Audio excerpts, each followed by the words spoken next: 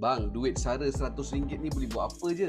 Ada juga yang tanya soalan macam ni. Untuk yang tak tahu, semua pemegang IC yang umur 18 tahun dan ke atas layak dapat RM100 one off melalui sumbangan asas rahmah sara.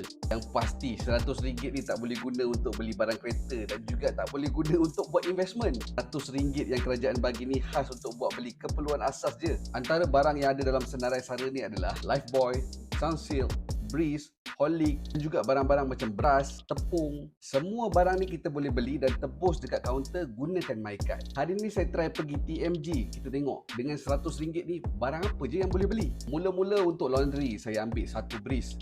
Untuk rambut pula, rambut tinggi kan, kita beli Sunsilk. Sabun badan saya ambil Dove Body Wash. Saya juga ambil sekampit beras. Untuk minuman kita ambil Horlick satu. Saya ambil sekali brown sugar dan juga tepung. Total up semua barang yang saya beli ni, harga dia RM103. Maksudnya saya kena tambah RM3 duit sendiri. Okey sangatlah bagi saya. Duit RM100 ni cukup untuk barang keperluan untuk gunakan sebulan hingga 2 bulan. Semua duit bantuan yang korang dapat RM100 ni tak bolehlah gunakan untuk beli benda yang tak apa-apa, benda-benda lahor. Gunakanlah duit ni untuk cukupkan keperluan barangan rumah. Jadi untuk kawan-kawan yang dapat RM100 hujung bulan ni, pilih barang-barang keperluan. Pilih juga brand yang dipercayai.